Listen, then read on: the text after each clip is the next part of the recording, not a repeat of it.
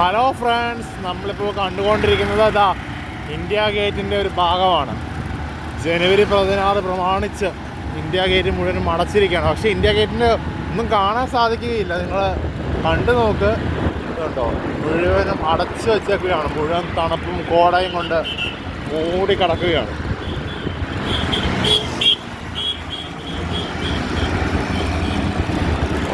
India gate കഴിഞ്ഞു, പക്ഷേ high security റെസ്ട്രിക്ഷനാണ് അവിടെ. ജനുവരി 16 ജനുവരി 16 പോട്ടെ, ജനുവരി 26 പ്രമാണിച്ചു. ഇവിടുത്തെ സെൻട്രൽ സെക്രട്ടേറിയറ്റ് മെട്രോ സ്റ്റേഷൻ.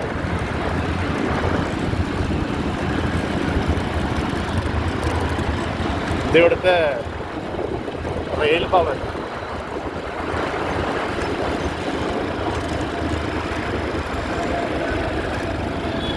ഇപ്പോൾ നമ്മൾ പൊക്കോണ്ടിരുന്ന് കാണാനിരിക്കുന്നത് ഇവിടുത്തെ പുതിയ പാർലമെൻറ്റ് മന്ദിരമാണ്. മോദി സർക്കാർ വലിയ ശബ്ദമുയർത്തി പ്രഖ്യാപിച്ച് തുറന്ന പുതിയ പാർലമെൻറ്റ് മന്ദിരം. തുറന്നിട്ടില്ല, ആൾക്കാരെ പറ്റിക്കാൻ വേണ്ടി മാത്രം ജസ്റ്റ് ഓപ്പണായിട്ട്.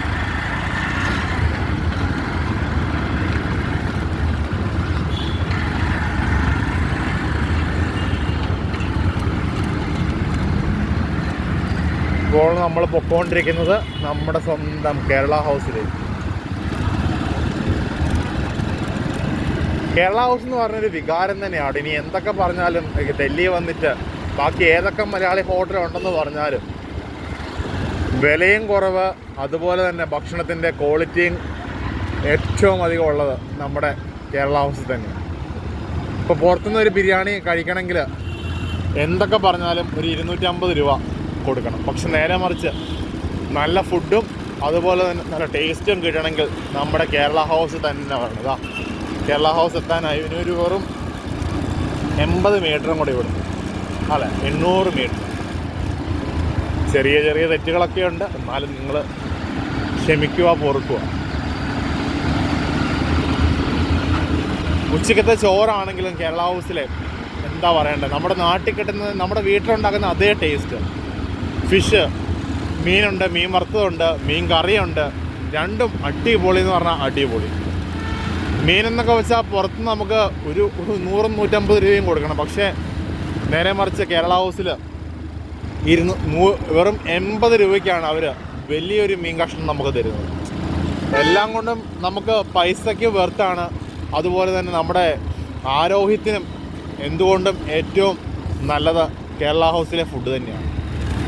പുറത്തേയും മായം കയറുന്ന ഒരുപാട് കേരള ഹോട്ടലുണ്ട് അയ്യനിലൊക്കെ. പക്ഷേ അവിടുത്തെയൊക്കെ മീനെന്നൊക്കെ വെച്ചാൽ ഒരു ദിവസം ഞാൻ പോയി കഴിച്ചു അവിടെ. പക്ഷേ എന്താ പറയുക, ആ മീനെന്ന് വെച്ചിട്ടുണ്ടെങ്കിൽ പഴകിയിരിക്കുന്ന മീൻ. നമ്മൾ കേരള ഹൗസിൻ്റെ മെയിൻ എൻട്രി അല്ല, നമ്മൾ എന്താ പറയുക, സ്മൃതി ക്യാൻറ്റീൻ്റെ എൻട്രിയിൽ അങ്ങോട്ട് പൊക്കോണ്ടിരിക്കുക.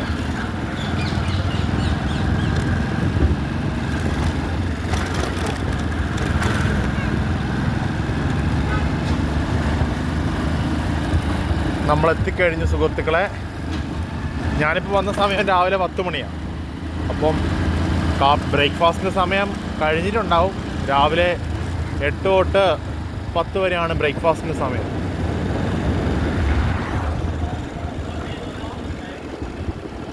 ഇതാണ്